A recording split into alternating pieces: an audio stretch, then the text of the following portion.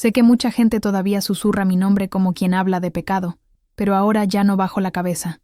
Lo que nadie entiende es que, el día en que conté que el hijo que llevaba era del cura, yo no estaba destruyendo la ciudad, me estaba salvando a mí misma. ¿Has sentido alguna vez ese momento en que la vergüenza se escurre del cuerpo como sudor, y el miedo se convierte en coraje de un momento a otro?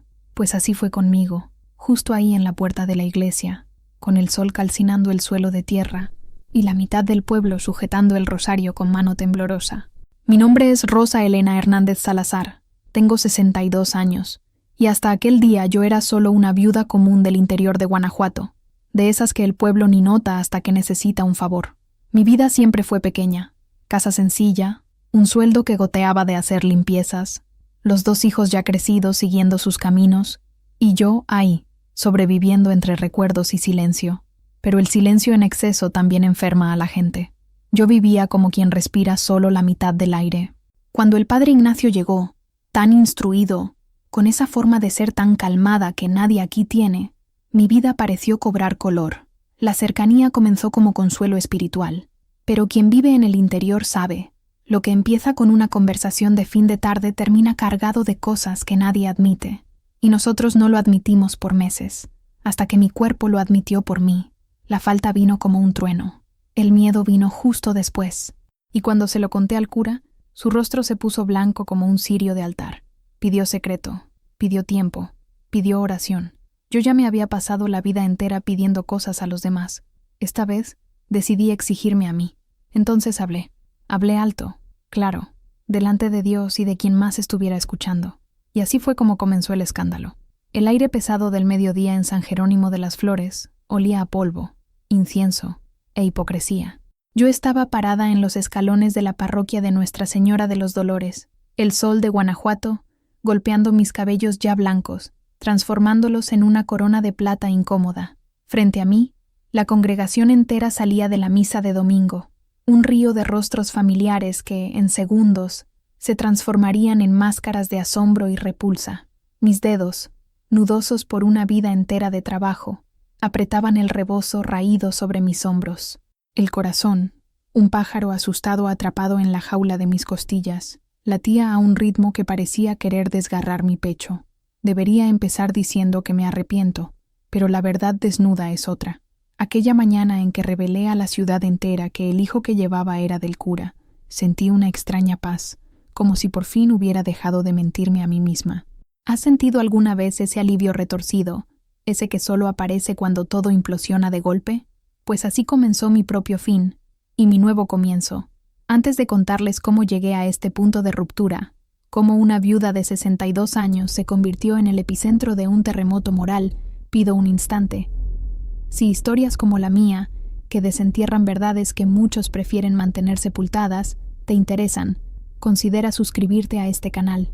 Es la única forma de garantizar que voces como la mía, que vienen de los rincones olvidados del mundo, continúen siendo escuchadas. Doña Elvira, la esposa del farmacéutico y líder autoproclamada de la Legión de Beatas de la ciudad, fue la primera en notarme. Sus ojos pequeños e inquisidores se entrecerraron. Sonrió, una sonrisa fina como el corte de una navaja, lista para ofrecerme un saludo piadoso. Pero no le di tiempo. Respiré hondo, sintiendo el aire caliente llenar mis pulmones con un coraje que no sabía que poseía, y mi voz salió, no como un susurro de confesión, sino como un decreto. Necesito que todos lo sepan. Comencé, y el murmullo de las conversaciones posmisa cesó. Un silencio denso y expectante cayó sobre la plaza. Yo, Rosa Elena Hernández Salazar, estoy esperando un hijo. Un jadeo colectivo recorrió a la multitud. Los ojos se abrieron de par en par. Vi a mi compadre, don Ricardo, el alcalde, congelarse con la mano en el bigote. Vi a las jóvenes mirarme con una mezcla de lástima y desprecio, pero la bomba aún no había explotado por completo. Faltaba la mecha. Y el padre, continué, mi voz ahora temblando, no de miedo, sino de la fuerza de la verdad que había sostenido durante meses. Es el padre Ignacio. El mundo, o al menos mi pequeño mundo contenido en los límites de San Jerónimo, dejó de girar. El silencio se rompió en 1000 pedazos de cuchicheos escandalizados, exclamaciones de horror y risas crueles. Doña Elvira se llevó la mano a la boca, el rostro una máscara de indignación santificada. Alguien detrás de ella hizo la señal de la cruz, como si yo fuera la encarnación misma del demonio, surgiendo de las profundidades del infierno justo ahí, en los sagrados escalones de la casa de Dios. El sol seguía brillando, indiferente, pero para mí todo se había oscurecido.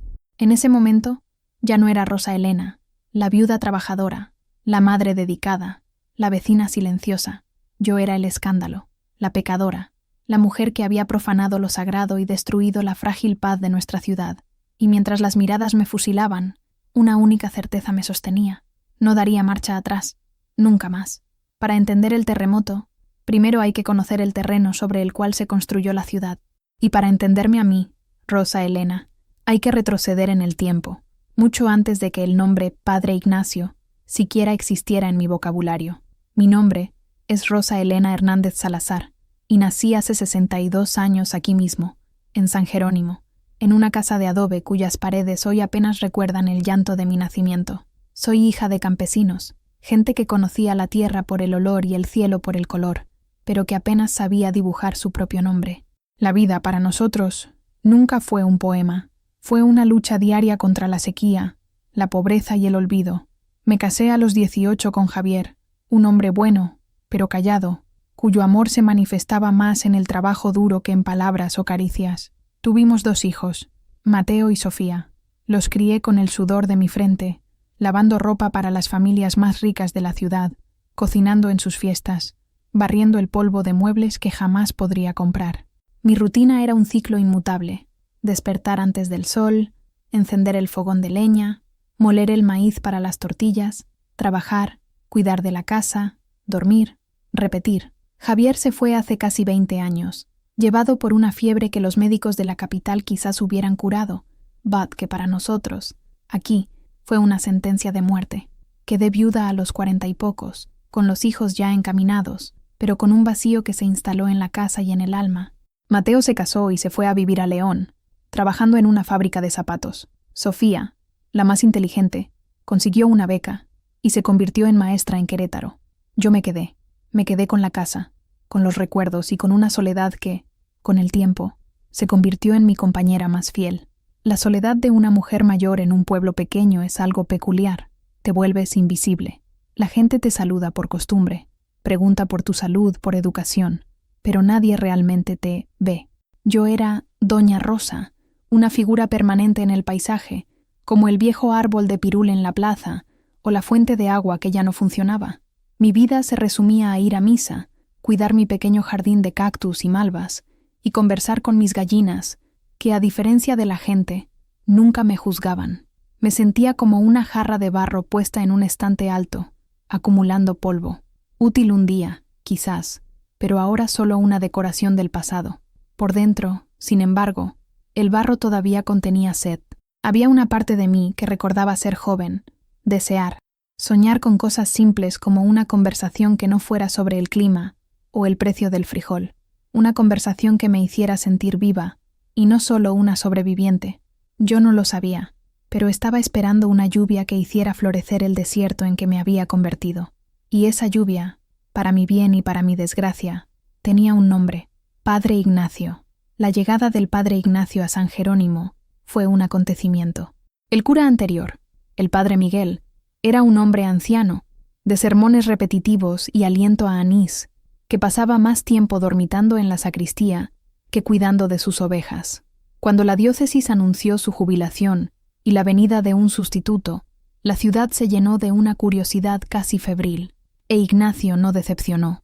Llegó una tarde calurosa de mayo, conduciendo un Volkswagen destartalado que parecía tan cansado como las calles de tierra de la ciudad. Era más joven de lo que esperábamos, quizás al final de sus 30. Tenía el cabello oscuro y espeso, con algunas hebras de plata tercas en las sienes, y ojos de un castaño profundo que parecían mirar no solo a ti, sino dentro de ti. Había una energía en él, una vitalidad que contrastaba con la letargia de San Jerónimo. No hablaba con la voz cansada y dogmática del Padre Miguel. Su voz era clara, apasionada, y sus sermones hablaban de esperanza, comunidad y perdón, de una forma que nos hacía sentir que aquellas palabras eran para nosotros, no solo recitadas de un libro antiguo. Yo, como muchas otras mujeres de la parroquia, Me ofrecí para ayudar a organizar la casa parroquial. Era mi oficio, al fin y al cabo. Recuerdo la primera vez que hablé con él a solas. Estaba barriendo el patio interior de la iglesia, un lugar tranquilo con una fuente seca en el centro y macetas de geranios que yo misma cuidaba. Se acercó en silencio, y solo noté su presencia cuando dijo: «Doña Rosa, ¿verdad? Usted tiene manos mágicas con estas flores». Me sonrojé, algo que no me sucedía desde la juventud. «Son solo flores, padre. Les gusta el sol y un poco de agua, como a todos nosotros». Él sonrió, una sonrisa genuina que alcanzó sus ojos. «Quizás. Pero no todos nosotros florecemos con tan poco. Algunos necesitamos más». Había una melancolía en su voz que me sorprendió. Miró las paredes desconchadas de la iglesia, el cielo azul sin nubes, como si buscara algo que no estaba allí. Nuestra conversación fue breve, pero plantó una semilla. Aquella tarde, él no me vio solo como Doña Rosa, la viuda que cuidaba las flores. Me vio. Habló conmigo no como un cura le habla a una feligresa, sino como una persona le habla a otra. Y para una mujer que se había sentido invisible durante 2 décadas, aquel simple acto de reconocimiento fue como un vaso de agua fresca en el día más caluroso del año. Fue el inicio de todo. Las semanas siguientes se desenvolvieron en una rutina nueva y peligrosa. Continué mi trabajo voluntario en la iglesia, pero mis tareas parecían coincidir siempre con los momentos en que el padre Ignacio estaba libre. Empezó con conversaciones casuales. Me preguntaba sobre la historia del pueblo, sobre las familias, sobre las tradiciones que estábamos perdiendo. Yo, a mi vez, me sentía cómoda para preguntarle sobre los libros que leía, sobre los lugares que conoció antes de venir a San Jerónimo. Descubrí que era de una ciudad grande, Salamanca, y que había estudiado filosofía antes de entrar al seminario. Había un mundo dentro de él, un mundo de ideas y cuestionamientos que me fascinaba. Yo, que apenas terminé la primaria, me sentía transportada a otro lugar cuando él hablaba de poetas y pensadores. Nunca me trató con condescendencia. Al contrario, parecía genuinamente interesado en mis opiniones, en la sabiduría sencilla que la vida me había enseñado. «Usted tiene lo que los filósofos llaman phronesis, Doña Rosa», me dijo una vez, mientras me ayudaba a podar los rosales del jardín. «Sabiduría práctica. Es algo que no se aprende en los libros». Nuestras conversaciones comenzaron a profundizarse, a desviarse del terreno seguro de la jardinería y la teología hacia algo más personal. Hablamos sobre la soledad. Él confesó, con voz baja y confidencial, que la vida de un cura en un pueblo pequeño podía ser increíblemente solitaria. «La gente ve la sotana, no al hombre», dijo, mirando sus propias manos. «Me traen sus dolores, sus pecados, pero ¿quién escucha los míos?» En ese momento, una barrera invisible se rompió entre nosotros. Vi en él no al representante de Dios, sino a un hombre solitario, igual que yo.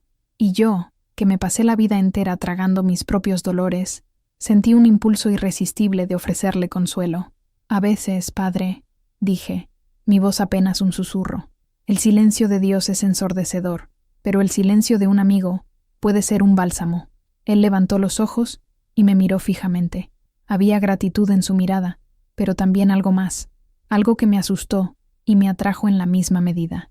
Una chispa de conexión humana, pura y peligrosa. Nuestras manos se tocaron accidentalmente cuando me pasó las tijeras de podar. El contacto fue breve, eléctrico, y ambos retrocedimos como si hubiéramos tocado fuego. Pero el fuego ya estaba encendido, y los dos lo sabíamos. Aquel toque fue el punto de inflexión. Después de ese día, la naturaleza de nuestros encuentros cambió. Las conversaciones en el patio se volvieron insuficientes.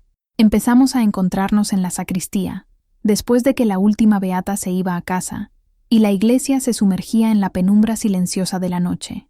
El pretexto era siempre plausible: organizar los ornamentos, catalogar los libros de registro antiguos, discutir los preparativos para la próxima fiesta del santo patrón. Pero ambos sabíamos que estábamos allí por otra razón. La sacristía se convirtió en nuestro santuario secreto. El olor a cera de vela, incienso viejo y madera pulida impregnaba el aire, creando una atmósfera íntima y casi sagrada. Allí, lejos de los ojos curiosos del pueblo, podíamos ser simplemente Ignacio y Rosa Elena. Él se quitaba la sotana, quedándose con su sencilla camisa negra, y parecía más joven, más vulnerable. Yo le llevaba café caliente en un termo y pan dulce que yo misma horneaba. Nos sentábamos en 2 sillas de madera antiguas, y las horas pasaban como minutos. Él me contaba sobre su familia, sobre la presión de su padre para que se convirtiera en abogado, sobre la crisis de fe que lo llevó al seminario. Yo, por primera vez en la vida, hablé sobre mi matrimonio con Javier, no solo de lo bueno, sino del silencio, de los sueños que nunca compartí con él, de la sensación de haber vivido la vida de otra persona. Me siento como si estuviera despertando de un largo sueño, Ignacio, confesé una noche, la luz de una única vela parpadeando entre nosotros. Y yo siento como si me estuviera ahogando, Rosa Elena, respondió, su voz cargada de una angustia que me partió el corazón, ahogándome en deberes, en expectativas, en un silencio que yo mismo elegí. En esos momentos, la línea entre el consuelo y el deseo se volvía peligrosamente delgada. Había un anhelo en sus ojos que reflejaba el mío, la necesidad de ser visto, comprendido, tocado. Más de una vez vi su mano moverse en mi dirección, solo para detenerse en el aire y retroceder. La tensión entre nosotros era palpable, una cuerda estirada a punto de romperse. Una noche, una tormenta de verano se desató sobre San Jerónimo.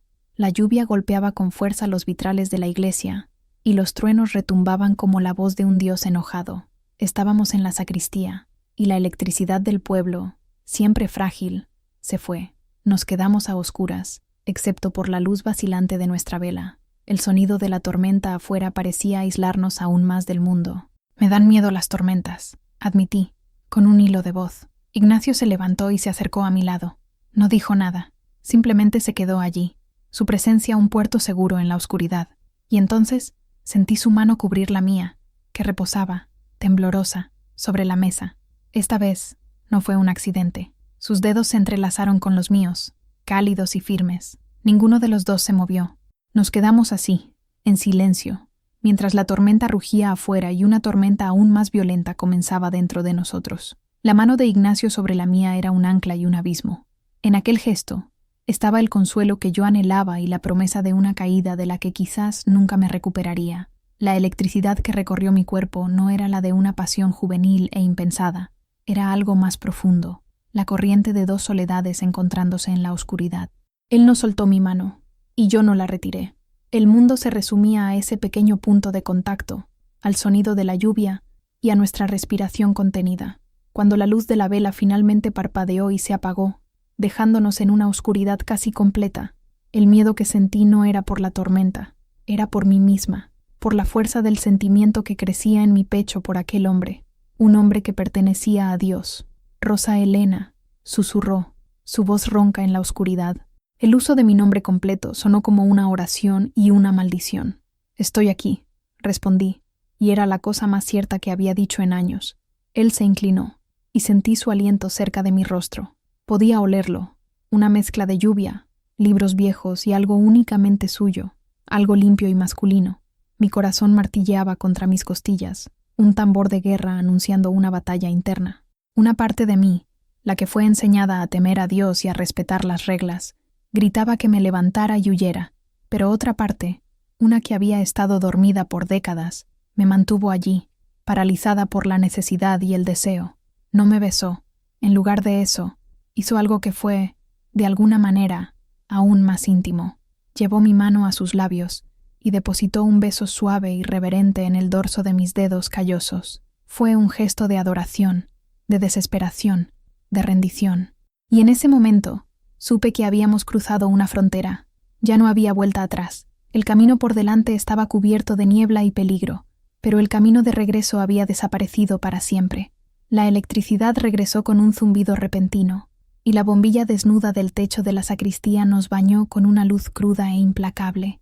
Nos apartamos bruscamente, como dos culpables atrapados en el acto. El hechizo se rompió. Ignacio se pasó la mano por el cabello, el rostro pálido y atormentado. Yo... Le pido perdón, Rosa Elena. No debería... No pida perdón por ser humano, Ignacio. Lo interrumpí, mi voz más firme de lo que esperaba. Ambos lo somos. Me miró, y en sus ojos vi la lucha de un hombre dividido.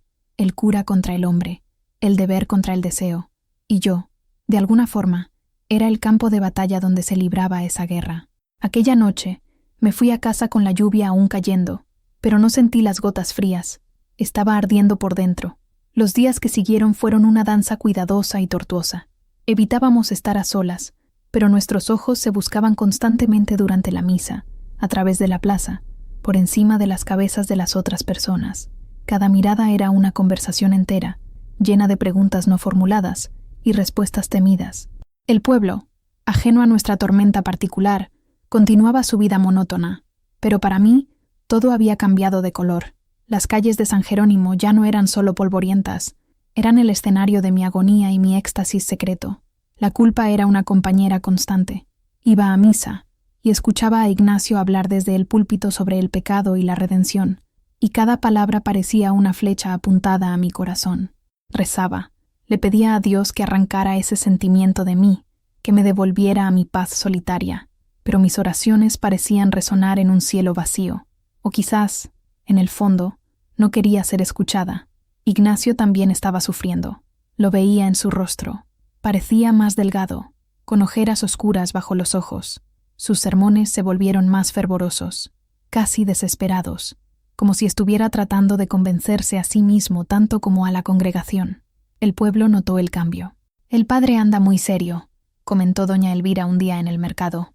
«Debe ser el peso de nuestro rebaño sobre sus hombros». Mal sabía ella que el peso que él cargaba tenía nombre y apellido. Rosa Elena Hernández Salazar.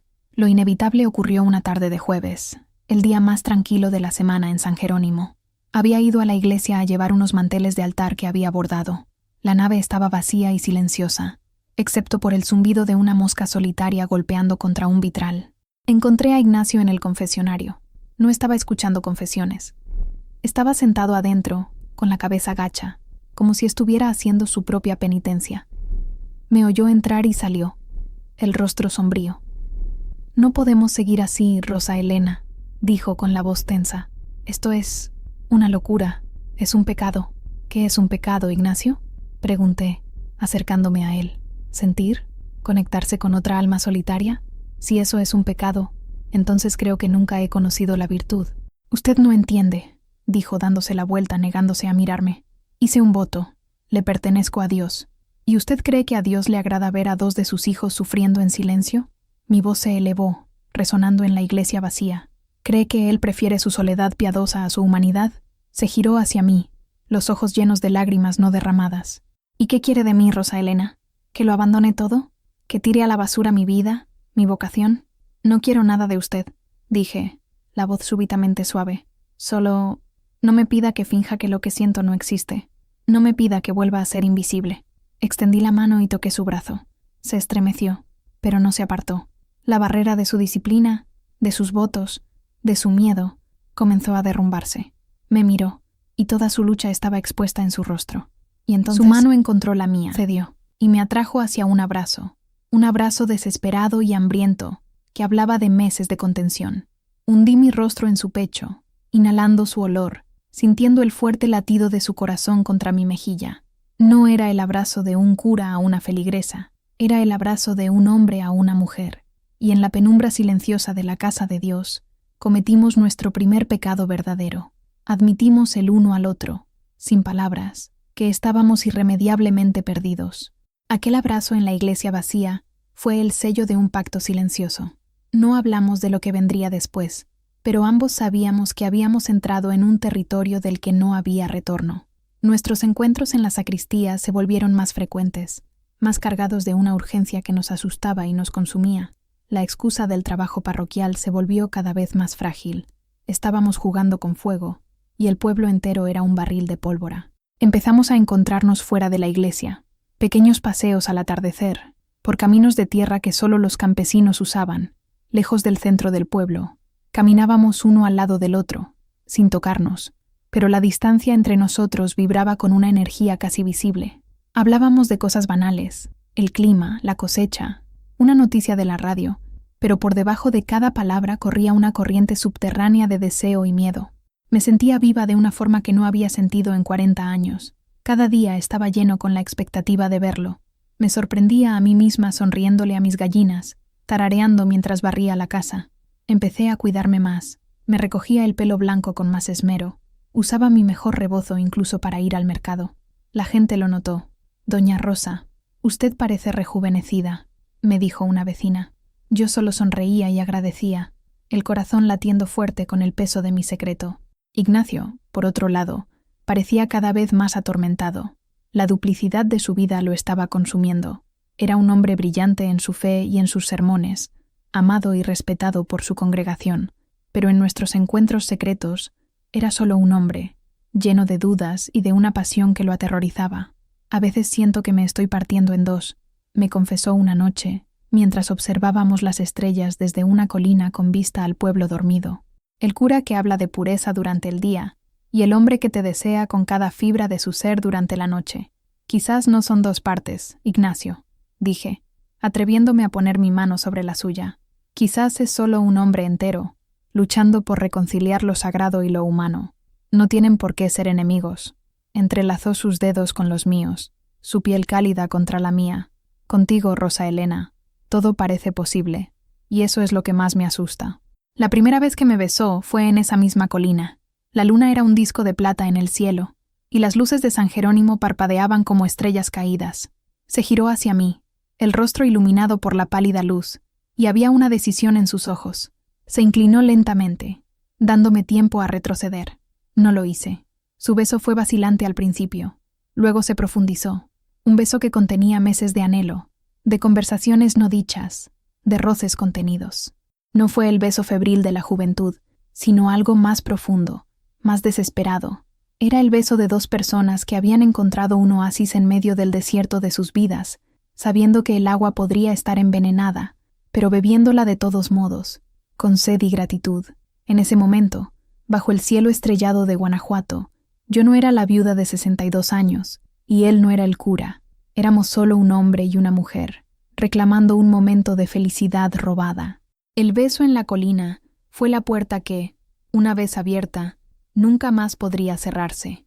Lo que siguió fue un periodo de felicidad febril y culpa abrumadora. Nuestros encuentros se convirtieron en el centro de nuestras vidas.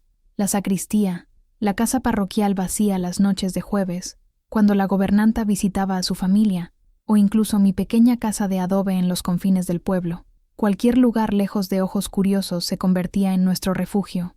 Estar con Ignacio era redescubrir una parte de mí que pensaba que estaba muerta y enterrada junto con mi marido. Él no me veía como una abuela, una figura asexuada y de luto, sino como una mujer. Elogiaba la manera en que mis ojos brillaban cuando reía, la fuerza en mis manos callosas, la sabiduría en mis palabras. Con él no me sentía de 62 años, me sentía atemporal. Nuestra intimidad no era solo física, era sobre todo una comunión de almas. Leíamos poemas juntos a la luz de las velas, él explicándome los versos que yo no entendía. Discutíamos sobre filosofía y fe, y él escuchaba mis preguntas sencillas con la misma seriedad que dedicaría a un teólogo. Me confesó sus miedos más profundos, sus dudas sobre Dios, su sentimiento de ser un impostor. Y yo le ofrecí el único tesoro que poseía, una vida entera de experiencia, de resiliencia, de amor silencioso. Pero la sombra del pecado se cernía sobre cada momento de alegría. Me despertaba en mitad de la noche con el corazón oprimido, la imagen del crucifijo sobre mi cama pareciendo acusarme. Durante el día, evitaba la mirada de mis vecinas, convencida de que podían ver la verdad estampada en mi rostro. Cada toque de campana de la iglesia era un recordatorio de nuestra transgresión. Ignacio libraba una batalla aún más dura. A veces, después de un momento de ternura, se apartaba bruscamente, el rostro una máscara de autorrepulsión. «¿Qué estamos haciendo, Rosa Elena? Estamos condenando nuestras almas», decía, caminando de un lado a otro como un animal enjaulado. «Quizás el alma encuentra su salvación en el amor, no en la ausencia de él», intentaba argumentar, aunque mis propias certezas eran frágiles. Vivíamos en una cuerda floja, suspendidos sobre un abismo. La felicidad era intensa, pero precaria, siempre amenazada por el miedo al descubrimiento, por el juicio de Dios, y peor aún, por el juicio de los hombres. San Jerónimo, con sus calles estrechas y su red de chismes, era una prisión cuyas paredes se cerraban cada vez más a nuestro alrededor. Sabíamos que era cuestión de tiempo hasta que un desliz, una mirada demasiado larga, una palabra susurrada al oído equivocado, nos hiciera caer, y la caída sería devastadora.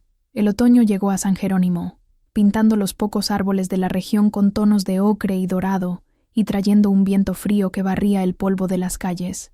Con el frío, la gente pasaba más tiempo dentro de casa, y la vigilancia social parecía disminuir. Esto nos dio una falsa sensación de seguridad.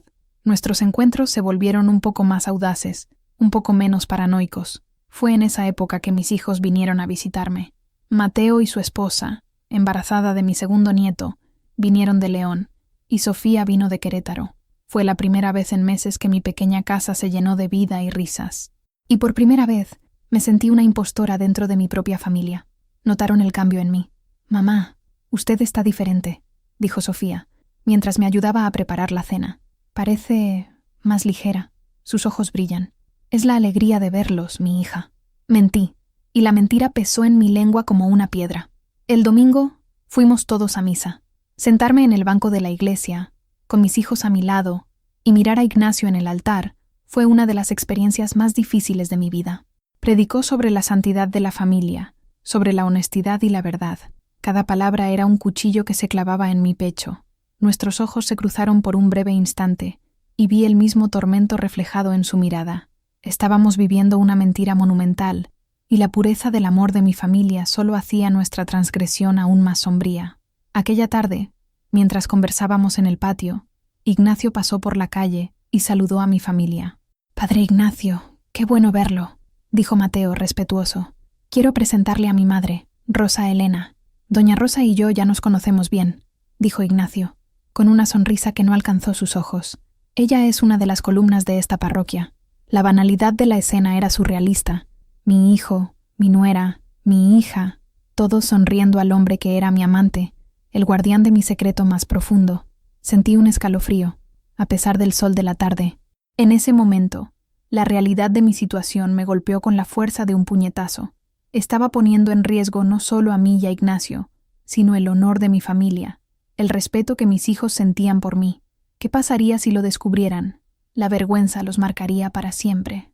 Aquella noche, después de que mis hijos se fueron a dormir, lloré silenciosamente en mi cama. Lloré por la felicidad que había encontrado y por el precio terrible que podría costar. Por primera vez, consideré seriamente terminar con todo, volver a mi vida segura y solitaria, pero el pensamiento de no volver a ver a Ignacio, de no volver a oír su voz ni sentir su tacto, era un dolor físico, una amputación del alma. Estaba atrapada entre el amor que me daba vida y el miedo que amenazaba con destruir todo lo que más apreciaba. La visita de mis hijos dejó una marca. El miedo al descubrimiento se convirtió en mi compañero constante. Empecé a ver acusación en cada mirada, a oír mi nombre en cada cuchicheo. San Jerónimo, que siempre había sido mi hogar, comenzó a parecer un laberinto de espejos, donde cada reflejo me mostraba como una pecadora. Ignacio sentía lo mismo. Se volvió más cauteloso, más distante. Nuestros encuentros disminuyeron, y cuando ocurrían, eran tensos, acechados por la culpa y el miedo. La alegría espontánea que habíamos compartido dio paso a una ternura triste, como si nos estuviéramos despidiendo en cada encuentro.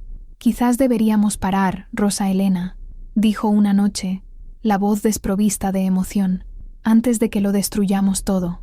«¿Puedes dejar de sentir, Ignacio?», pregunté, con el corazón oprimido. «Porque yo no puedo. Es como pedirle a una planta que deje de buscar el sol». «Pero nuestro sol quema», respondió amargamente. «No nutre, consume».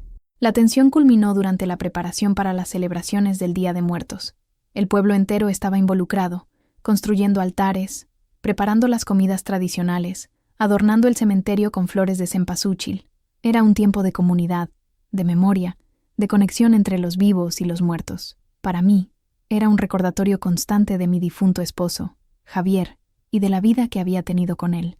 Doña Elvira, la esposa del farmacéutico, estaba al mando del comité de decoración de la iglesia y parecía tener un placer especial en darme las tareas más insignificantes, siempre con un comentario mordaz. «Doña Rosa, usted que es tan devota, ¿podría pulir los candelabros? Por favor.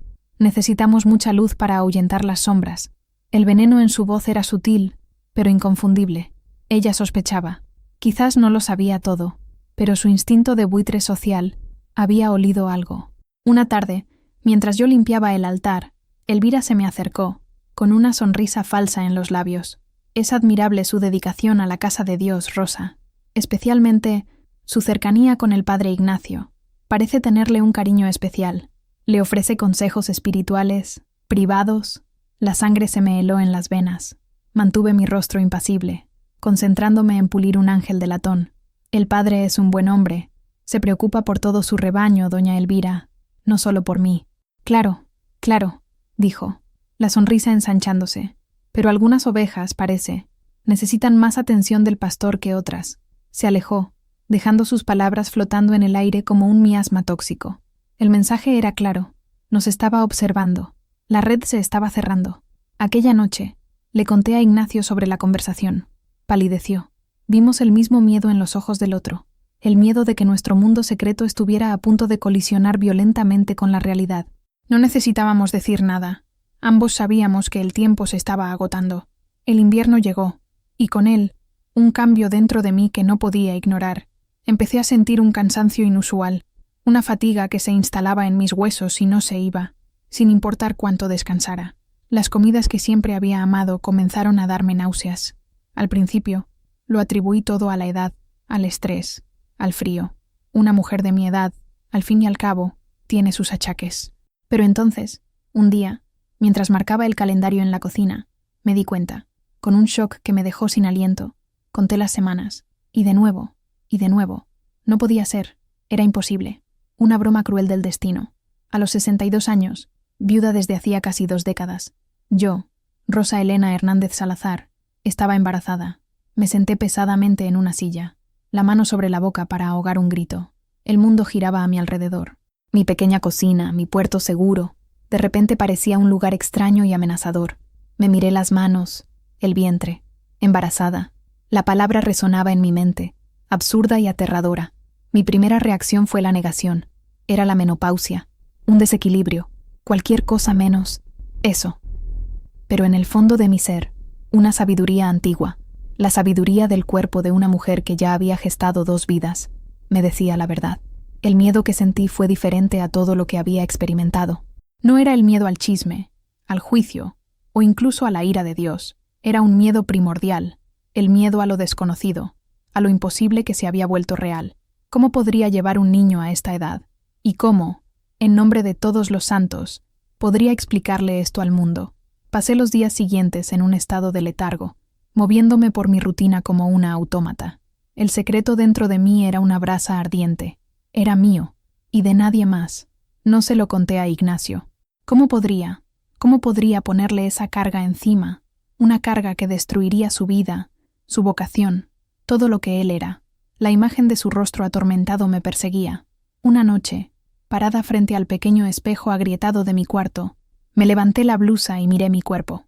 Un cuerpo que llevaba las marcas del tiempo, del trabajo, de la maternidad, un cuerpo de abuela, y dentro de este cuerpo, un milagro improbable y una catástrofe inminente. Puse la mano sobre mi vientre. No sentí nada. Era demasiado pronto. Pero lo sabía. Una vida estaba comenzando allí. Una vida que era fruto de un amor prohibido, de momentos robados en la oscuridad. Y a pesar del miedo, a pesar del pánico, sentí una oleada de algo que no esperaba. Protección. Un instinto feroz de proteger esa pequeña e imposible chispa de vida, sin importar el costo. En ese momento, la batalla dentro de mí cambió. Ya no se trataba solo de mí e Ignacio, se trataba del niño, y supe que haría cualquier cosa para protegerlo. Cargué con el secreto de mi embarazo unas semanas más, un peso que se volvía más real cada día. La náusea matutina, la sensibilidad en los pechos, señales inconfundibles que conocía también de mi juventud. La ironía era aplastante. Mi cuerpo, que pensaba que estaba en el crepúsculo de su existencia, estaba en realidad en medio de su acto más primordial y creativo. Sabía que no podía ocultarlo para siempre, especialmente a Ignacio. Él merecía saber. El niño era tanto suyo como mío. Elegí una noche en la que sabía que estaría solo en la casa parroquial. Toqué a su puerta con el corazón en la garganta. Cuando abrió, su rostro se iluminó con una sonrisa que rápidamente se desvaneció al ver mi expresión. «¿Rosa Elena? ¿Qué ha pasado? Está usted pálida». Me hizo entrar a su austero despacho, lleno de libros y con olor a papel viejo. Me ofreció un vaso de agua, con las manos temblando ligeramente. «Ignacio, necesito contarte algo», comencé, con la voz quebrada. Me senté en la silla frente a su escritorio, con las manos entrelazadas en mi regazo, para que no viera cómo temblaban. Reuní todo mi coraje y dije las palabras que llevaba días ensayando en mi mente. «Estoy embarazada. El silencio que siguió fue el más profundo y aterrador que he experimentado. Ignacio se quedó completamente inmóvil, el vaso de agua detenido a medio camino de su boca. El color desapareció de su rostro, dejándolo con la palidez de una estatua de mármol. Sus ojos castaños, que tanto amaba, estaban desorbitados, llenos de una mezcla de incredulidad y pánico absoluto. No, no puede ser, susurró finalmente, con un hilo de voz. Rosa Elena, a su edad, es imposible. Mi cuerpo no está de acuerdo contigo, Ignacio, dije, con una calma que me sorprendió. No hay duda. Se dejó caer pesadamente en su silla, el vaso golpeando la madera del escritorio. Hundió el rostro entre las manos, los hombros curvados bajo un peso invisible. Podía oírlo murmurar, no para mí, sino para sí mismo, para Dios. Dios mío, ¿qué he hecho? Esperé a que levantara la cabeza, me mirara, dijera algo, cualquier cosa, que compartiera la carga conmigo, pero cuando finalmente alzó el rostro, la expresión en sus ojos me rompió el corazón. No había amor, no había preocupación por mí o por el niño, solo había miedo, miedo puro y egoísta. Nadie puede saber esto, Rosa Elena, dijo, la voz dura y urgente. Nadie, ¿entiendes? Esto sería el fin de todo. Comenzó a caminar por el despacho, con las manos en la cabeza, como un hombre enloquecido. Tenemos que hacer algo. Hay mujeres en el pueblo vecino. Ellas pueden solucionar esto. El frío eufemismo flotó en el aire entre nosotros. ¿Solucionar esto? Repetí, la voz gélida. ¿Estás hablando de deshacerte de nuestro hijo, Ignacio? No lo llames así, explotó, girándose hacia mí, el rostro contraído. No es un hijo, es un problema, un escándalo, una catástrofe que va a destruir mi vida. En ese instante, el hombre que yo amaba desapareció, reemplazado por un extraño aterrorizado y débil. El cura dio paso al cobarde, y la mujer apasionada dentro de mí dio paso a la madre. Me levanté, con la dignidad como una armadura. ¿Tu vida? Dije, la voz baja y peligrosa. No te preocupes por tu vida, padre. Preocúpate por tu alma. Me di la vuelta y salí, dejándolo en medio de sus libros y su pánico.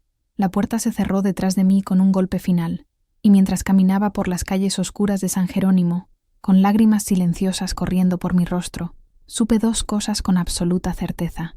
Tendría a ese hijo, y lo tendría sola. La conversación con Ignacio fue un punto de inflexión. La decepción fue una herida profunda, pero también una liberación. Ya no estaba dividida. El amor romántico, con toda su belleza y su dolor, había sido incinerado por su cobardía, y de las cenizas emergió algo más fuerte, más primordial, el amor de una madre. Mi decisión estaba tomada. No iría a ninguna mujer en el pueblo vecino. No iba a solucionar el problema. Iba a abrazar el milagro. Pero, ¿cómo? Vivir en San Jerónimo y tener un hijo sin padre era difícil para una joven. Para una viuda de 62 años, era impensable. El pueblo me devoraría viva. La vergüenza, el ostracismo, el juicio implacable, sería un infierno diario. Pasé las semanas siguientes en un estado de reclusión autoimpuesta. Apenas salía de casa, usando la excusa de un resfriado persistente. Necesitaba tiempo para pensar, para trazar un plan. La idea de marcharme se me ocurrió. Podría mudarme a León, cerca de Mateo, o a Querétaro, con Sofía. Pero, ¿cómo se lo explicaría? ¿Y qué derecho tenía yo de llevar mi escándalo a la puerta de sus hogares, manchando sus vidas y las de sus familias? No, esta era mi cruz, y la cargaría en mi propio pueblo, sobre mis propias espaldas. La ausencia de Ignacio era un vacío ruidoso. Dejó de buscarme. En la iglesia, evitaba mi mirada a toda costa. Sus sermones se volvieron mecánicos, desprovistos de la pasión que antes me cautivaba. Estaba construyendo un muro entre nosotros, ladrillo a ladrillo de silencio y negación, y con cada ladrillo que él asentaba, más fuerte me volvía en mi resolución. Los susurros en el pueblo comenzaron a cambiar. Antes, eran sobre mi cercanía con el cura. Ahora, eran sobre mi súbito aislamiento. Doña Rosa no se ve bien. Oí comentar a una vecina con otra sobre el muro de mi patio. Está tan delgada y pálida. Debe ser la tristeza. La soledad a esta edad es una enfermedad terrible. Dejaba que hablaran. La soledad, para mí, no era una enfermedad. Era un invernadero donde mi decisión estaba creciendo, echando raíces fuertes. Empecé a hablarle al bebé en mi vientre. Le contaba sobre el mundo, sobre el olor de la tierra después de la lluvia, sobre el sabor del pan dulce recién horneado. Eran conversaciones unilaterales, claro, pero me anclaban en la realidad de mi situación y me daban un propósito. Un día, recibí una llamada de Sofía. «Mamá, estoy preocupada». Mateo también lo está.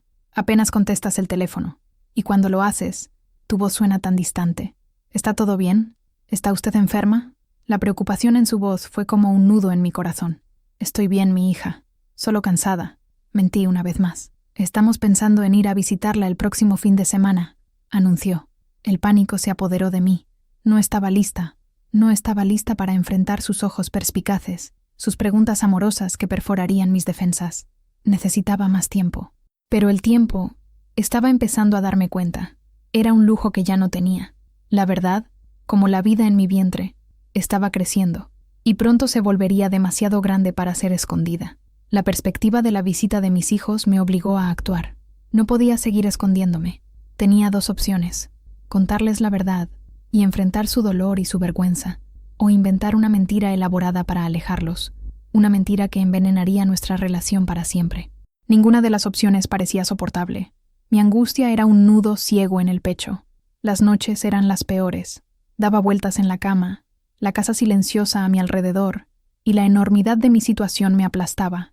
Me sentía completamente sola, a la deriva en un océano de incertidumbres. En uno de esos momentos de desesperación, hice algo que no había hecho en años. Busqué la ayuda de alguien. Doña Carmen era la mujer más anciana del pueblo, con casi 90 años. Viviendo en una pequeña casa al final de una calle olvidada, era la curandera local, la partera que había traído a la mitad del pueblo al mundo, incluyéndome a mí. La gente la respetaba, pero también le temía un poco, con su sabiduría antigua y sus ojos que parecían ver a través de las apariencias. Ella era la memoria viva de San Jerónimo. Fui a su casa al atardecer, esperando no ser vista. Me recibió en su cocina, que olía a hierbas secas y humo de leña. Nos sentamos en su pequeña mesa, y me sirvió un té de manzanilla sin decir una palabra, solo observándome con sus ojos negros y brillantes. «Llevas un peso, Rosa Elena», dijo finalmente, su voz como el crujido de hojas secas. Un peso en el corazón y otro en el vientre. El shock me paralizó. ¿Cómo lo sabía? Pero al mirarla, al ver la sabiduría grabada en cada arruga de su rostro, entendí que había cosas que no necesitaban ser dichas para ser conocidas. Rompí a llorar, un llanto convulsivo, que sacaba a la luz meses de miedo, soledad y dolor contenido. Lloré por mí, por Ignacio, por el niño, por la pérdida de mi vida tranquila. Doña Carmen solo esperó, acercándome la taza de té. Cuando mis lágrimas finalmente disminuyeron, habló. «Un hijo es una bendición, no importa cómo ni cuándo llegue. El mundo puede llamarlo pecado, pero la naturaleza lo llama vida, y la naturaleza es más antigua y más sabia que cualquier cura». Sus palabras fueron un bálsamo, simples, directas y desprovistas de cualquier juicio. «Pero, ¿qué hago, Carmen?», susurré. «El pueblo, mis hijos, el cura. El cura es un hombre débil», dijo, con un gesto desdeñoso. «Los hombres débiles no merecen tu sufrimiento. Tus hijos, ellos te aman. El amor puede asustarse, puede avergonzarse, pero el amor verdadero siempre vuelve». Y el pueblo hizo una pausa, mirando por la ventana las luces que comenzaban a encenderse. «El pueblo es solo un montón de voces. Y las voces, el viento se las lleva. Lo que queda es lo que tú construyes. Lo que queda es lo que tú defiendes». Se inclinó hacia adelante, sus manos arrugadas cubriendo las mías. «Tienes dos opciones, muchacha. Puedes esconderte y dejar que la vergüenza te consuma, o puedes levantarte, adueñarte de tu verdad y mostrarles a todos ellos la fuerza que una mujer lleva dentro. La elección no es sobre ellos, es sobre ti. ¿Qué tipo de mujer quieres ser?». Salí de la casa de doña Carmen con el cielo ya oscuro, pero con una claridad en mi mente que era como el amanecer. Su pregunta resonaba en mi cabeza. ¿Qué tipo de mujer quieres ser? No quería ser la mujer que se esconde. No quería ser la víctima. Me había pasado la vida entera siendo silenciosa, obediente, invisible. Se acabó. La verdad podía ser un arma de doble filo, pero la mentira era un veneno lento, y no iba a seguir bebiéndolo. La conversación con doña Carmen encendió una llama dentro de mí. El miedo no desapareció, pero ahora tenía un contrapeso: la determinación. Llamé a Sofía al día siguiente. «Mi hija», dije, con voz firme, «necesito que vengan. Tú y Mateo. Hay algo muy importante que necesito contarles. En persona. Hubo una pausa al otro lado de la línea, y pude sentir su preocupación. Claro, mamá. Estaremos allí el sábado. Aquellos días de espera fueron los más largos de mi vida. Limpié la casa, cociné sus platos favoritos, intenté crear una atmósfera de normalidad que yo misma no sentía. Cada tarea era una forma de posponer el momento de la verdad, el momento en que su mundo, y la imagen que tenían de mí, cambiaría irrevocablemente. Ignacio, al percibir mi nueva postura, intentó acercarse a mí después de la misa del miércoles. Esperó a que la iglesia estuviera casi vacía. «Rosa Elena, ¿podemos hablar?», pidió, con voz baja, casi suplicante. «Ya no tenemos nada de qué hablar, padre», respondí, fríamente, enfatizando su título. «Por favor», insistió, la desesperación en sus ojos. «No he dormido. Yo no sé qué hacer. Entré en pánico. No quise decir...». «Dijiste exactamente lo que querías decir, Ignacio». Lo corté. «Me mostraste quién eres. Un hombre que se esconde detrás de su sotana y teme a la vida que ayudó a crear. Te lo agradezco.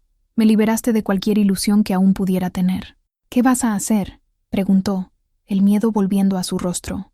«Voy a hacer lo que tú no tuviste el coraje de hacer», dije, mirándolo directamente a los ojos. «Voy a asumir la responsabilidad. Voy a honrar esta vida». Me di la vuelta y lo dejé allí, solo en medio de la nave vacía. No sentí triunfo, solo una profunda tristeza por la debilidad del hombre al que había amado. El sábado, mis hijos llegaron. La alegría de verlos fue eclipsada por la ansiedad de lo que estaba por venir. Almorzamos, hablamos de sus trabajos, del bebé que mi nuera esperaba. Los observé, memorizando sus rostros, sus sonrisas, como si estuviera a punto de perderlos. Finalmente, cuando la tarde comenzaba a caer, los reuní en la pequeña sala de estar. «Hijos míos, los he llamado aquí porque necesito decirles la verdad, y les pido que me escuchen hasta el final, antes de decir nada». Mateo y Sofía intercambiaron una mirada preocupada y se sentaron, con los rostros serios. El silencio en la sala era tan denso que podía sentirlo en mi piel. Respiré hondo, las palabras de doña Carmen resonando en mi mente. «¿Qué tipo de mujer quieres ser?». «Sería una mujer honesta, al menos, con ellos». Comencé la historia desde el principio. Hablé de mi soledad, de la llegada de Ignacio, de nuestra amistad que se transformó en algo más. No escatimé detalles, no intenté justificar ni embellecer, solo conté la verdad, desnuda y cruda. Sus rostros pasaron de la confusión a la incredulidad y finalmente al shock. Cuando llegué a la parte del embarazo, Sofía jadeó, llevándose la mano a la boca. Mateo se puso rígido como una estatua, el rostro una máscara impenetrable. Cuando terminé, el silencio volvió, más pesado y más doloroso que antes. No me atreví a mirarlos, solo esperé el veredicto. El silencio en la sala se alargó por una eternidad. Podía oír el tic-tac del viejo reloj en la pared, cada segundo un martillazo en mis nervios. Finalmente, Mateo habló, su voz baja y tensa, irreconocible. «¿Un cura, mamá? De todos los hombres del mundo, ¿un cura?». Había un profundo dolor en su pregunta, una sensación de traición. «¿Y embarazada? Por el amor de Dios, usted tiene 62 años. ¿Qué va a decir la gente?». «No me importa lo que vaya a decir la gente, Mateo», respondí, la voz temblorosa pero firme. «Me importa lo que ustedes dos piensen». «Lo que yo pienso», se levantó caminando por la sala. «Pienso que esto es una locura, una vergüenza». «¿Pensó en nosotros? ¿Pensó en su nieto que está por nacer? ¿Cómo voy a explicar esto? ¿Que su abuela tuvo un hijo con un cura?». Sus palabras eran como piedras, cada una golpeando un punto vulnerable. Sabía que hablaba desde el shock, desde el dolor, pero aún así dolía. Sofía, que había estado callada hasta entonces, finalmente habló, con lágrimas corriendo por su rostro. «¿Cómo pudo ocultarnos esto, mamá? Toda esa soledad, todo ese sentimiento. ¿Por qué nunca nos dijo que se sentía así?». Su dolor era diferente al de Mateo. Era el dolor de haber sido excluida, de no haberse dado cuenta del sufrimiento de su propia madre. «No sabía cómo, mi hija», dije, mirándola, mi corazón rompiéndose por su tristeza. Yo misma no lo entendía. «Y no quería ser una carga para ustedes». «¿Una carga?», dijo Mateo con una risa amarga. «¿Y ahora? ¿Qué cree que es esto? Esto va a destruir la reputación de nuestra familia». «¿La reputación de la familia es menos importante que la vida de un niño?», pregunté, mi voz elevándose. «¿Menos importante que la honestidad? He vivido toda mi vida preocupándome por lo que piensan los demás.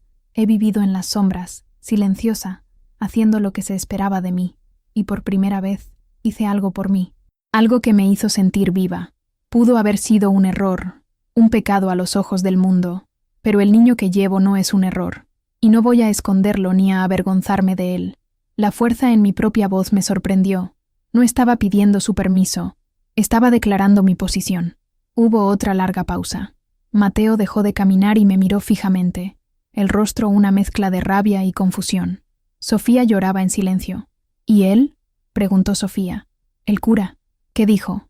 Quiere que yo solucione el problema, dije, la palabra dejando un sabor amargo en mi boca. Tiene miedo. Se eligió a sí mismo. La expresión de Mateo cambió. La rabia dio paso a un destello de desprecio. «Cobarde», escupió. En ese pequeño momento vi una grieta. Su ira se estaba transfiriendo, de mi acto a la cobardía de él. «No sé qué esperar de ustedes», dije, finalmente mirándolos a los ojos, a uno por uno. «Solo sé lo que voy a hacer. Voy a tener a este bebé, y voy a criarlo aquí, en San Jerónimo. Si ustedes quieren ser parte de su vida, y de la mía, las puertas de mi casa siempre estarán abiertas. Si la vergüenza es demasiado grande, lo entenderé».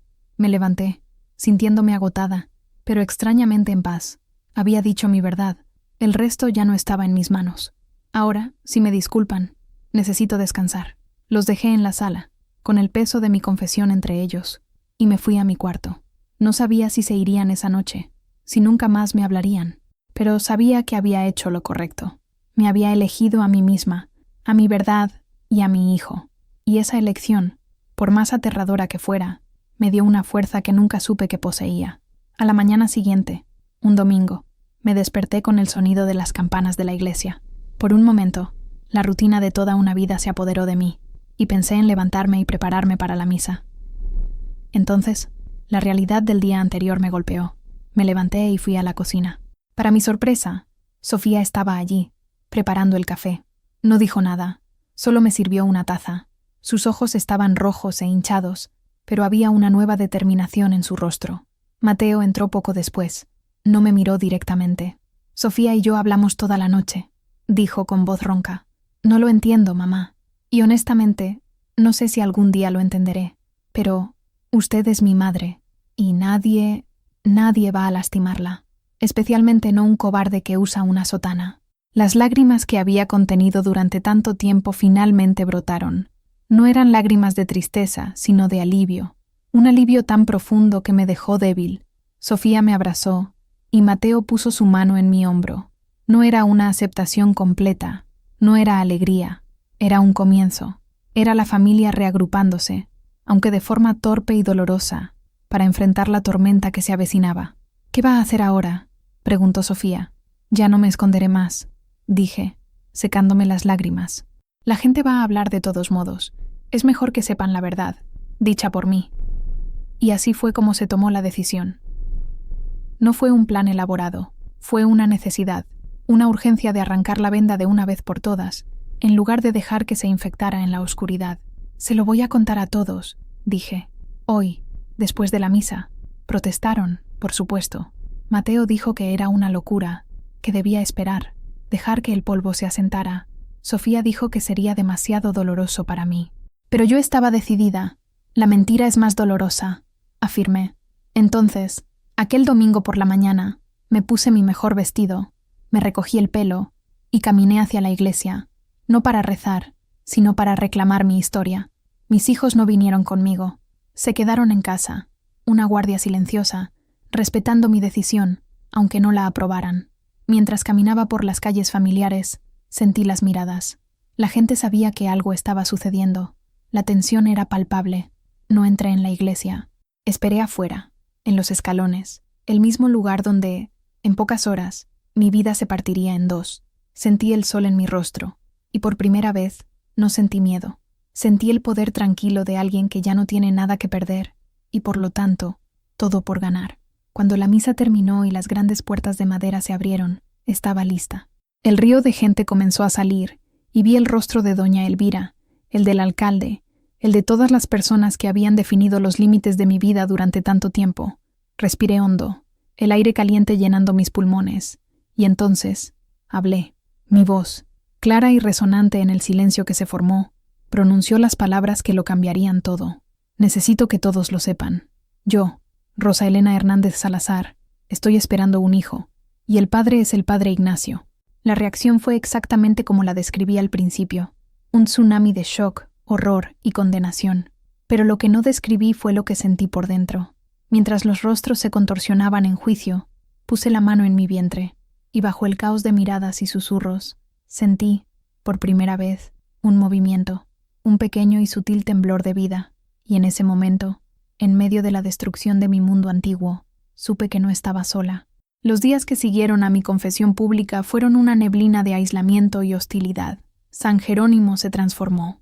Las calles que conocía desde la infancia se convirtieron en un pasillo de miradas acusadoras y susurros audibles. Las mismas personas que me saludaban con «Buenos días, doña Rosa», ahora se daban la vuelta, cruzaban la calle para evitarme o me miraban con un desprecio frío. Las puertas comenzaron a cerrarse, literal y figurativamente. La dueña de la tienda de abarrotes, que siempre me guardaba las mejores verduras, de repente solo tenía las legumbres marchitas cuando yo llegaba. La vecina con la que intercambiaba esquejes de plantas no abrió la puerta cuando llamé para devolverle su vasija. Me convertí en un fantasma en mi propio pueblo, una paria. La reacción más virulenta vino del círculo de doña Elvira. Se convirtieron en las guardianas de la moralidad del pueblo, y yo era el demonio que necesitaba ser exorcizado. Organizaron sesiones de oración, por el alma perdida de Rosa Elena y por la profanación de nuestra parroquia. No era piedad, era un espectáculo público de humillación, y yo era la atracción principal. Ignacio desapareció. El lunes, después de mi anuncio, un coche negro con placas de la capital se detuvo frente a la casa parroquial. 2 hombres de traje y semblante serio bajaron, entraron, y 1 hora después salieron con Ignacio. No llevaba maletas, solo un pequeño maletín. No miró a los lados, no se despidió de nadie. Entró en el coche y se fue. La diócesis lo había barrido bajo la alfombra con una eficiencia aterradora. Un sustituto temporal, un cura anciano y casi sordo de un pueblo vecino, fue enviado para celebrar las misas, con instrucciones estrictas de no discutir el incidente. Su partida fue, en cierto modo, un alivio. Su presencia habría sido un recordatorio constante de su debilidad, pero su ausencia también me dejó completamente sola para enfrentar la furia del pueblo. Yo era la única prueba viviente del pecado, la única persona a la que podían dirigir su indignación. Mis hijos fueron mi único refugio. Extendieron su visita, turnándose para asegurarse de que nunca estuviera completamente sola. Mateo iba al mercado por mí, enfrentando las miradas y los comentarios con una expresión feroz que nadie se atrevía a desafiar. Sofía se quedaba en casa conmigo, conversando, leyendo, intentando llenar el silencio ensordecedor que el pueblo había impuesto. El escándalo los obligó a elegir un bando, y para mi eterna gratitud, me eligieron a mí. Nuestro vínculo, que se había visto sacudido, se estaba forjando de nuevo, más fuerte, en el fuego de la adversidad. Una noche, no pude más. La presión constante, el aislamiento, la sensación de ser odiada por todos, todo se derrumbó sobre mí. Me encerré en mi cuarto y lloré. Un llanto silencioso y desesperado. ¿Qué había hecho? Había destruido mi vida por un momento de verdad. Quizás hubiera sido mejor guardar el secreto, haberme ido, haber hecho cualquier otra cosa. En la oscuridad, la duda y el arrepentimiento eran monstruos que me devoraban. En la cúspide de mi desesperación, cuando la oscuridad parecía total, apareció una pequeña luz. A la mañana siguiente de mi colapso, oí un golpe en la puerta. Mateo y Sofía ya habían salido a caminar, en un intento de darme un poco de espacio. Vacilante, fui a abrir. Era doña Carmen, la vieja curandera. Estaba parada en mi puerta, sosteniendo una cesta cubierta con un paño. Me imaginé que el pan dulce de la panadería te sabría a cenizas estos días, dijo, con su voz tranquila. Así que te hice uno yo misma. La dejé entrar, las lágrimas brotando de mis ojos de nuevo. Su simple presencia, su acto de bondad en medio de tanto desprecio, fue como un vaso de agua para alguien que moría de sed. Nos sentamos en la cocina, y ella desenvolvió no solo el pan, sino también algunos quesos, frutas y un frasco con un té de hierbas de olor fuerte, para calmar el corazón y fortalecer el útero, explicó, señalando el té. No sé si puedo, Carmen, confesé, con la voz entrecortada. Me odian. Soy una vergüenza para mis hijos. Quizás cometí un error terrible. Doña Carmen tomó un sorbo de su té antes de hablar. Cuando un árbol viejo y seco de repente da una flor, la gente se maravilla o se asusta. Se maravilla porque es un milagro. Se asusta porque rompe el orden de las cosas que conocen. Lo que estás viendo, Rosa Elena, es su miedo. Te miran y ven la posibilidad de que la vida no sea tan simple y ordenada como les gusta pensar. Ven que la pasión, el deseo, la vida, no tienen edad, y eso los aterroriza. No te odian a ti, odian lo que representas, la verdad de que todos ellos tienen sus propios secretos, sus propios deseos ocultos. Tú solo tuviste el coraje de vivir el tuyo. Sus palabras reorganizaron el caos en mi mente. No me estaba ofreciendo lástima, me estaba ofreciendo perspectiva. Te tiran piedras porque es más fácil que mirar sus propias casas de cristal, continuó, cortando un trozo de pan para mí. Déjalos que tiren. Las piedras, si eres inteligente, se pueden usar para construir cimientos más fuertes. Conversamos durante horas. Me dio consejos prácticos sobre el embarazo a mi edad, sobre qué hierbas tomar, qué alimentos comer. Pero, más importante, me dio fuerza espiritual. Me recordó que, mucho antes de que existieran iglesias y curas, existía la tierra, la mujer, el poder de crear vida, y que yo era heredera de ese poder antiguo y sagrado. Cuando se fue, el sol de la tarde entraba por la ventana de la cocina, y ya no me sentía como una víctima. Era una sobreviviente. Y más que eso, era una creadora. El pueblo podía haberme excomulgado de su comunidad, pero doña Carmen me recordó que yo pertenecía a una comunidad mucho más antigua, la de las mujeres que, a lo largo de los siglos, dieron a luz en circunstancias difíciles, que enfrentaron el juicio y perseveraron. No estaba sola. Tenía la compañía de millones de ancestras invisibles. Y con esa percepción, mi determinación regresó, más sólida e inquebrantable que nunca. La visita de doña Carmen marcó el inicio de una nueva fase. Dejé de esconderme. Mis hijos regresaron a sus casas, a regañadientes, pero yo insistí. Necesitaba aprender a mantenerme en pie por mí misma de nuevo. Prometí llamar todos los días, y ellos prometieron visitarme con frecuencia. Con la cabeza en alto, volví a mi rutina. Iba al mercado, ya no encogiéndome, sino mirando a la gente a los ojos. Algunos todavía se daban la vuelta. Otros, para mi sorpresa, ofrecían un asentimiento casi imperceptible, una renuente señal de respeto por mi terquedad. La hostilidad abierta de doña Elvira y su grupo continuaba, pero sus palabras ahora parecían perder su poder. Eran solo ruido de fondo. Comencé a concentrarme en mi embarazo. Preparaba las comidas nutritivas que Carmen había recomendado. Caminaba todas las mañanas, sintiendo el sol en mi piel, la vida moviéndose dentro de mí. Transformé el pequeño cuarto que solía ser de Sofía en un cuarto de bebé. Lijé y pinté una cuna vieja que había sido mía. Cosí pequeñas ropas y mantas a la luz del quinqué por la noche. Cada puntada era un acto de amor y de desafío. El trabajo se convirtió en mi salvación. Mis manos, siempre ocupadas, no tenían tiempo para la ociosidad o la autocompasión. Y a medida que mi vientre crecía, algo extraño comenzó a suceder en San Jerónimo. Mi embarazo, el símbolo de mi pecado, se convirtió en un hecho innegable del paisaje del pueblo. Ya no era solo el escándalo, era la embarazada de 62 años, una curiosidad, un fenómeno. Los niños fueron los primeros en romper el hielo. Me miraban con una curiosidad sin malicia. ¿Es verdad que va a tener un bebé, doña Rosa?, preguntó un niño en la calle. Mi abuela dice que es imposible. Nada es imposible cuando la vida quiere suceder, mi hijo, respondía con una sonrisa.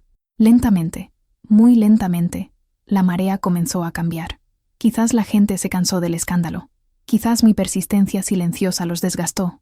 O quizás, al verme preparar la llegada de mi hijo con tanto cuidado y amor, comenzaron a ver no a la pecadora, sino a la madre.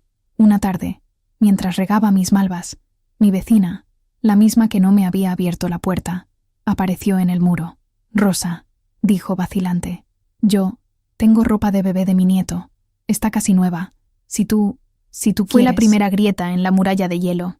Acepté con un simple, gracias, Consuelo. Es muy amable de tu parte. Ninguna de las dos mencionó lo que había pasado. El regalo era una disculpa silenciosa, y mi aceptación era el perdón. No fue un cambio de la noche a la mañana. El pueblo siguió dividido. Doña Elvira y sus seguidoras nunca me perdonarían, pero otros comenzaron a verme de manera diferente. Mi historia dejó de ser solo un chisme y se convirtió en una especie de leyenda local. La mujer que se atrevió, La mujer que sobrevivió ya no era invisible. Era, para bien o para mal, la mujer más conocida de San Jerónimo de las Flores, y estaba aprendiendo a vivir con ello. A medida que el embarazo avanzaba y mi vientre se volvía prominente, mi presencia en el pueblo se convirtió en un espectáculo diario. Podía sentir las miradas siguiéndome, pero ahora eran más de asombro que de condenación. Me convertí en una especie de monumento vivo a la improbabilidad. Hubo momentos, sin embargo, en que la armadura se agrietaba, la soledad en las largas noches, la ausencia de un compañero para compartir las alegrías y los miedos de la espera, el pensamiento fugaz de Ignacio y la amarga decepción. Todo eso pesaba. La fuerza que proyectaba durante el día a menudo se disolvía en lágrimas silenciosas en la almohada. Uno de esos momentos de crisis ocurrió en el 7º mes. Me sentía particularmente pesada y cansada. Fui a la farmacia a comprar unas vitaminas, y doña Elvira estaba allí, conversando con su esposo en el mostrador. Cuando entré, la conversación cesó. Me miró de arriba abajo, una sonrisa de escarnio en sus labios finos. Vaya, vaya, dijo en voz alta, para que todos en la pequeña tienda pudieran oír. Si no es nuestra milagrosa Madonna. Dígame, Rosa Elena, ¿a qué santo le reza por esta bendición? Ciertamente no a la Virgen María. La sangre me Sentí subió los al rostro. ojos De los otros clientes sobre mí. El aire se volvió pesado de humillación. Por un instante, el impulso de huir, de esconderme, fue abrumador. Pero entonces pensé en mi hijo. Pensé en las palabras de doña Carmen. ¿Qué tipo de mujer quieres ser? Respiré hondo y caminé hasta el mostrador, deteniéndome a su lado. La miré directamente a los ojos, mi voz tranquila y clara. Rezo, Elvira, dije, para que mi hijo tenga la salud que, claramente, le falta a su alma. Y rezo para que nunca aprenda a usar la religión como un arma para herir a los demás, como hace usted. Un silencio de shock llenó la farmacia. El rostro de Elvira se puso rojo de furia. Abrió la boca para responder, pero no le salieron las palabras. Le había robado el poder, no con rabia, sino con una dignidad tranquila. Pedí mis vitaminas, pagué y salí de la tienda con la cabeza en alto. Mi corazón latía descontroladamente, pero no era de miedo, era de triunfo. No solo me había defendido a mí misma, había defendido el honor de mi hijo.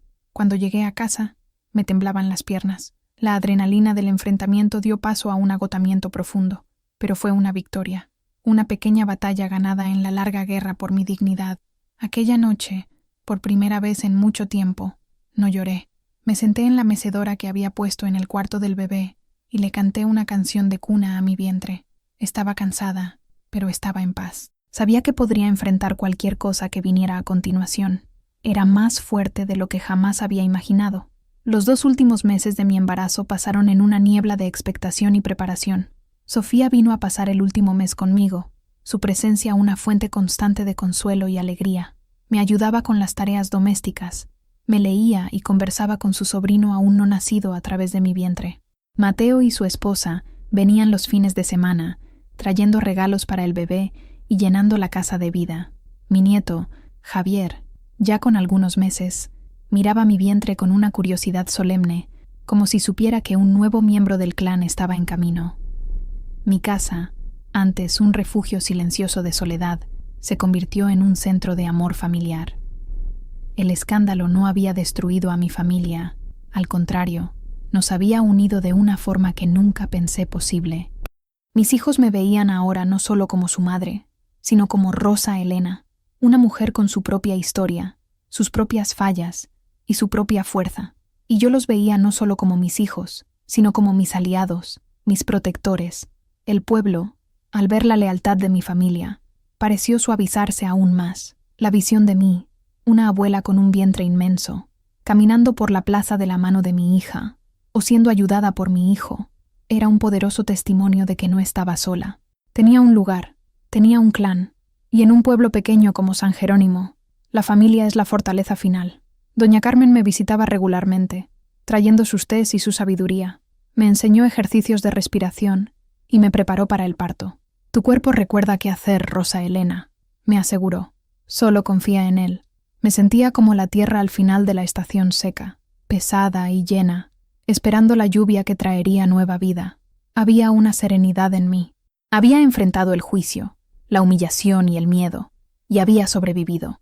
Había hecho las paces con mi decisión, con mi historia. Ya no sentía la necesidad de justificarme ante nadie. En una de las últimas tardes antes del nacimiento, estaba sentada en el patio, sintiendo el sol calentar mi rostro, cuando vi una figura vacilante detenerse al otro lado de la calle. Era uno de los hombres que solía frecuentar la iglesia, un campesino sencillo llamado Pedro. Se quedó allí un momento, quitándose el sombrero y retorciéndolo en sus manos. Luego, cruzó la calle y se detuvo en mi portón. «Doña Rosa», dijo con torpeza, «yo solo quería decir, mi esposa y yo, nosotros, admiramos su coraje». Puso una pequeña bolsa de papel en el suelo, fuera del portón. «Son los primeros higos de nuestro árbol este año». Se dio la vuelta y se fue antes de que pudiera responder. Fui al portón y recogí la bolsa. Dentro, los higos estaban maduros y dulces. Y lo entendí. El pueblo no estaba curado. La división todavía existía, pero la bondad, como una pequeña planta terca, estaba encontrando una manera de crecer a través de las grietas del juicio. Y eso era suficiente. La vida decidió llegar una noche de luna llena, al inicio de la primavera. Los dolores comenzaron suaves, como olas lejanas, y supe que era la hora.